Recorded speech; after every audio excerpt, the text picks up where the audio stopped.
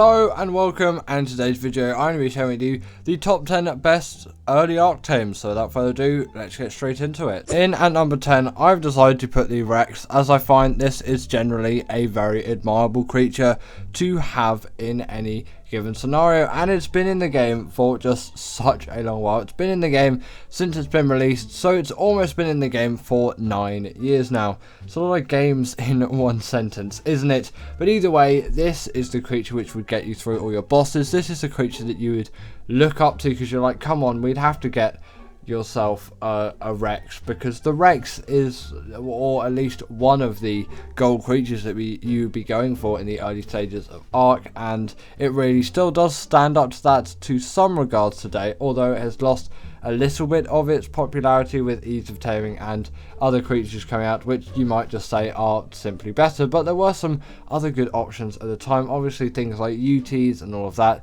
didn't exist at all back then, and you know, that's a 2017 creature, which is far too late for this list. I'm pretty sure all the creatures on this list are 2015, but there might be a few that maybe just peek into the 2016 era. Next up, we have got the TheQS. As I found when this dropped, still in 2015, at least when I checked the dates the last time, it was still 2015, and it really does hold up as being a really great Ark Tame, and it did kind of shake the scales a little bit when it released. Nothing really like it had been released before, and that's why it really stands so well as a creature. Like, look at this thing.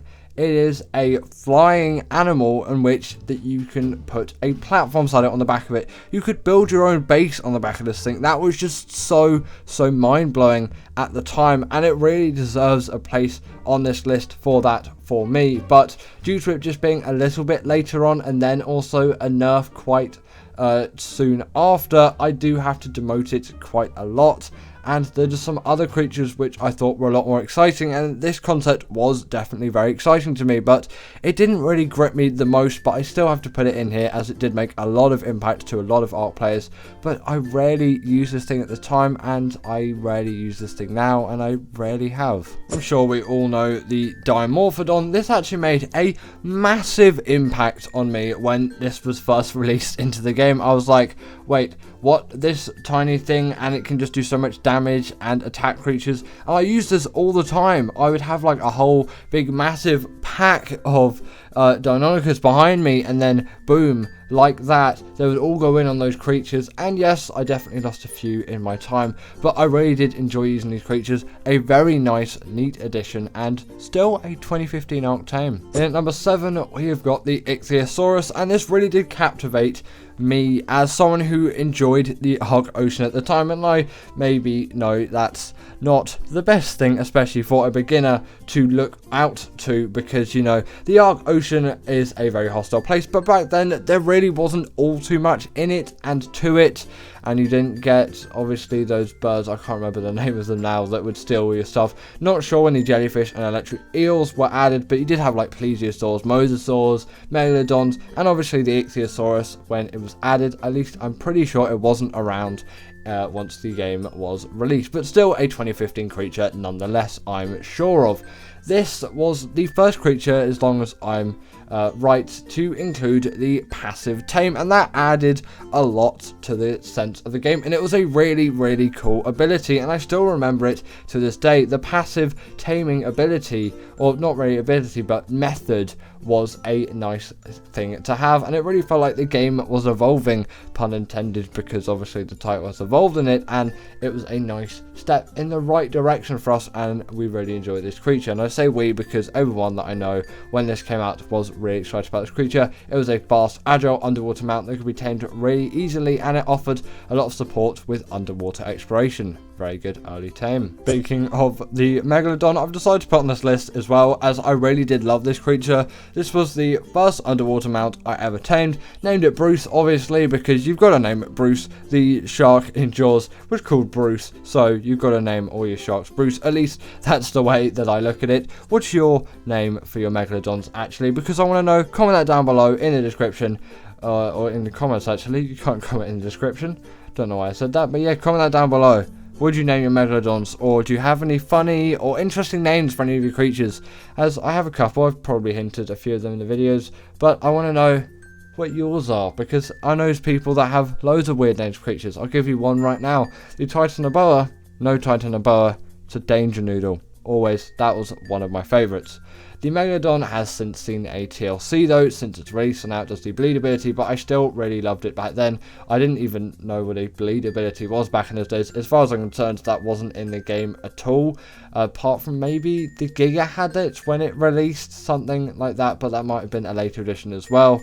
The Giga was also later on the list, by the way, but let's continue. Now, I'm sure we all know what our first flight was, and in number 5, I've decided to put the Pteranodon slap bang in the middle, because I feel like it deserves this spot on the list. It will be your first flyer in Ark. At least it was the first flyer in Ark that you would be taming back in the day, as, to be honest, pretty much everyone was playing on the official rates, really, unless you were playing single player. I think there was still that 2.5 extra multiplier since the game had been released. Either way, not too sure. The grind was definitely on back in those days though, and you'd have to grind a lot to even get yourself a Pteranodon, and let alone an RG, but we'll get onto that later in the list as well, by the way. And this was just pretty much your only first flyer that you'd be getting. You would bowler it or trap it in some way, and then after that you would knock it out, and then boom, you get that saddle. And that chitin and keratin was the hardest part of getting this thing, probably, at least in my opinion. Obviously getting to the level of the saddle was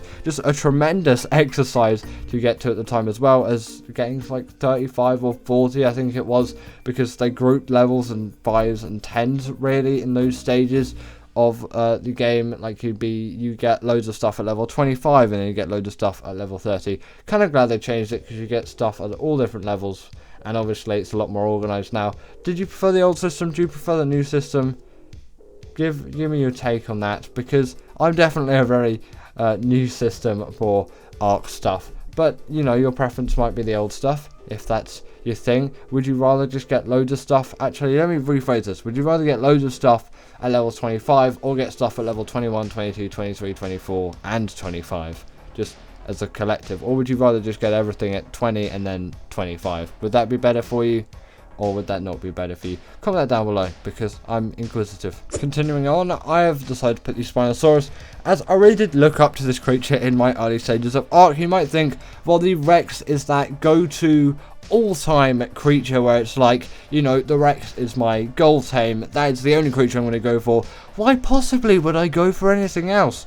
Well, the Spino was really one of my go-tos back in the day. It just seemed bigger and scarier and able to do more damage, and just a beefier creature. It really just was one of those tames where I was like, I really do love it for all of its attributes, and I did definitely enjoy it as an Ark creature. To have this thing on your side was absolutely insane. I thoroughly enjoyed it, and when I first tamed one, I was on top of the world. I couldn't care less about my Rexes. Obviously I still kept care of them, but the Spino was the new business in town. It could just do everything that I needed it to. It was a really great underwater tame as well, so I felt the Theosaurus and Megalodon were a little bit more obsolete, although I still did use them quite a lot, as you know, you could get around still very easily with those. And you know, I had that kind of underwater base setup that Squid had in his old Ark videos from back in the day as well. I did actually find that to be quite nice for me, actually. But the Spino still did kind of replace a lot of creatures for me in a way, or at least take a lot of the attention away from them, you could say. And again, this creature has had a lot of TLC, mainly just actually the form of one TLC since it's been released, a model change as well on top of all of that, and it really is for the better. It is a much better creature now than it was back in 2015, but still, I really did love it, and it was a really great early addition to Ark, and I'm pretty sure it was definitely, actually I'm like definitely confident that it released with the game. In number 3, we've got the Carno, and I just love this creature to death back in the day. I really did just sort of need one of these things. I was basically just completely reliant on having a creature like the Carno for me. It was a go-to of mine, and it still is a go-to of mine. It is held to the test of time, and I really do love it as a creature that came out in the very early stages of Ark. Again, very confident that this was just released with the game. It has also had a lot of TLC too, in the form of one TLC update, where now it's got the bleed ability and it just generally is a bit more well-rounded. I'm not sure if it's had a model update. It definitely had a texture update at some point midway through 2015, maybe going into 2016 at that point, and that was actually quite exciting to see.